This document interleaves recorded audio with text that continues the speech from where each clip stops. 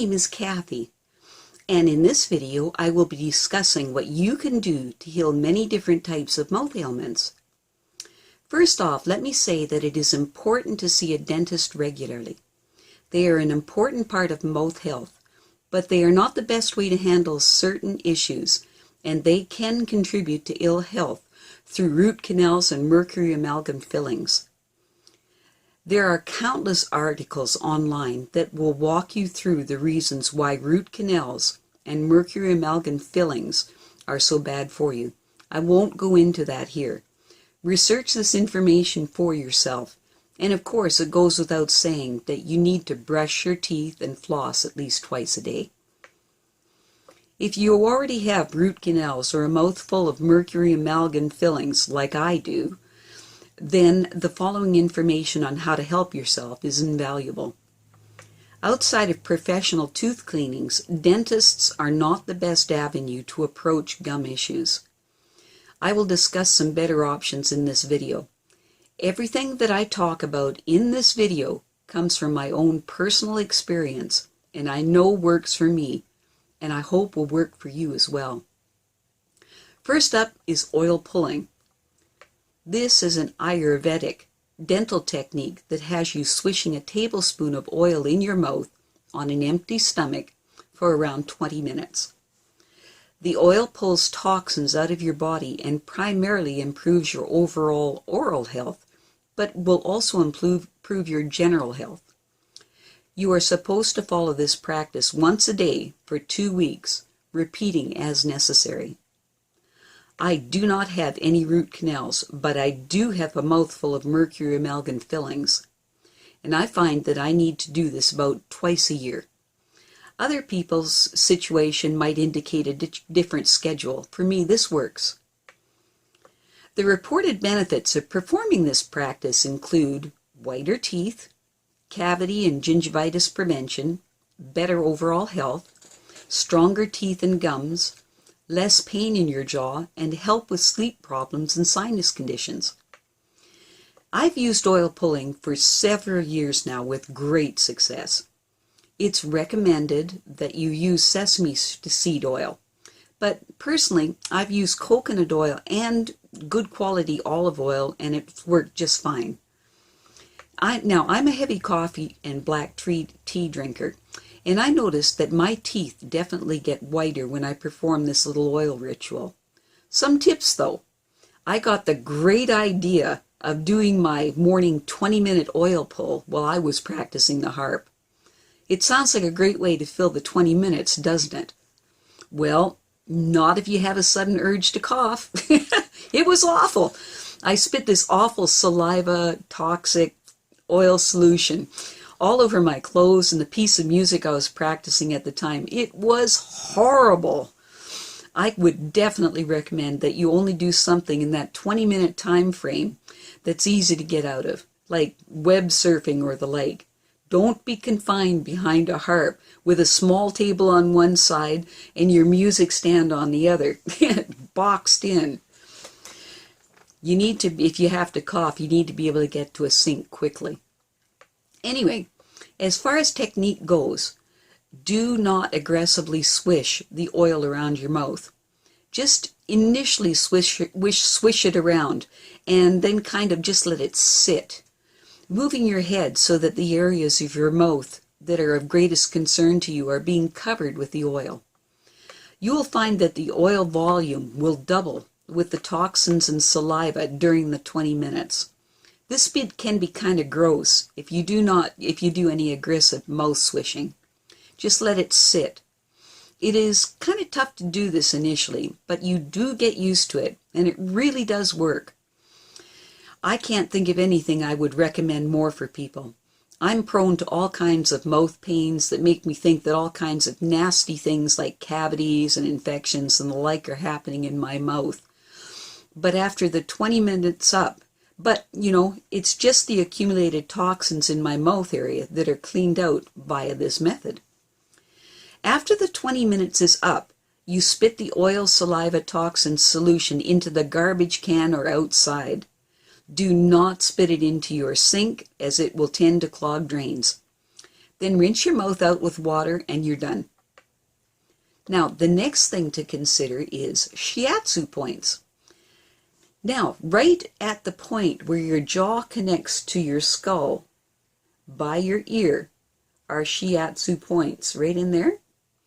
If you find the points in this general area that are sensitive and tender to the touch, and press hard with your finger while you slowly rotate your finger for the count of 60 a minute, you'll receive a great deal of pain relief in your mouth and jaw area. Try this. It really works for a temporary relief. It is very relaxing. Now, if you have an abscessed tooth, the best way to handle this is to do the oil pull several times a day and start taking a tablespoon of colloidal silver twice a day. You hold the colloidal silver in your mouth, a tablespoon of it, paying particular attention to the area of the abscessed tooth for 5 minutes, and then you swallow the colloidal silver. Now, colloidal silver tastes a little bit like slightly metallic plain water. It's nothing. Unfortunately, it takes a couple of days for colloidal silver to saturate your body enough to kill off the abscessed infection. During the time it takes to kill the infection, you can brush and floss your teeth and use hydrogen peroxide as a mouthwash. What you do with the hydrogen peroxide is you swish a tablespoon of this around your mouth for as long as you can before you spit it out. Then rinse your mouth out.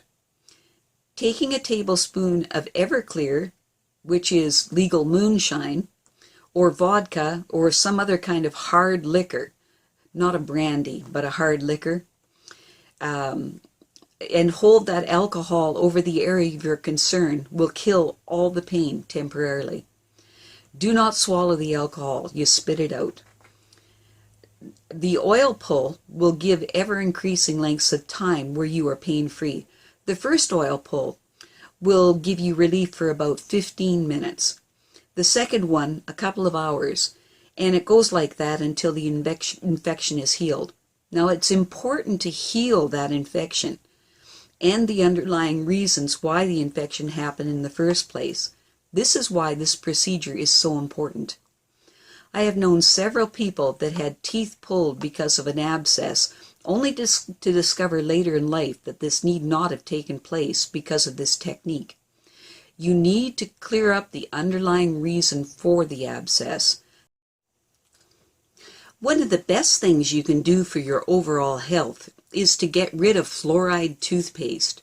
Use baking soda or a natural brand of toothpaste instead. Now, I want to read an excerpt from an online article from fluoridealert.org. Over 95% of the toothpaste sold in the U.S. now contains fluoride, with many grocery stores carrying few, if any, non-fluoridated brands. The use of fluoride toothpaste, particularly during early childhood, presents health risks. This is why the FDA requires a poison warning on every tube of fluoride toothpaste now sold in the U.S. A poison warning. Risks from ingesting fluoride toothpaste include permanent tooth discoloration, stomach ailments, acute toxicity, skin rash, and impairment of glucose metabolism. Fluoride toothpaste sold in the U.S. generally contain between 1,100 and 1,450 parts per million fluoride, or the equivalent of 1 milligram of fluoride for each gram of paste. Although the fine print on the back of the toothpaste tube instructs users not to swallow and to use only a pea-sized amount, advertisements continue to depict heaping swirls of paste on the brush. In 1997, the FDA ordered toothpaste manufacturers to add a poison warning on all fluoride toothpaste sold in the U.S. The warning reads, "Keep out of reach of children under 6 years of age. If you accidentally swallow more than used for brushing, seek professional help or contact a poison control center immediately." The FDA requires this warning because children who swallow too much fluoride toothpaste can suffer acute poisoning, even death.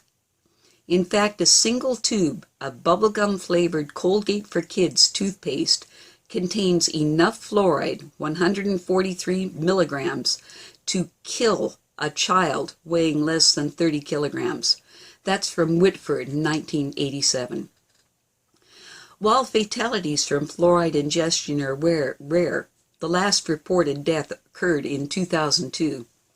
Bouts of acute fluoride poisoning are not.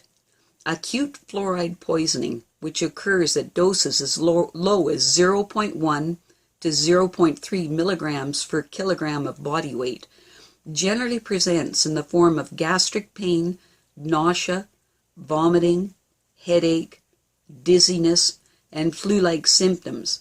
That's from Akinawa in 1997 and Gessner in 1994. A child weighing 10 kilograms would only need to ingest 1 to 3 grams of paste. That's less than 3% of a tube of Colgate for Kids to experience one or more of these symptoms. Whether it is fluoride in your drinking water or fluoride in your toothpaste, fluoride is a toxin that causes great damage to your health. Well, that's it for now and this particular topic. I wish you all the best of health until next time. Take care and keep naturally healthy. Bye.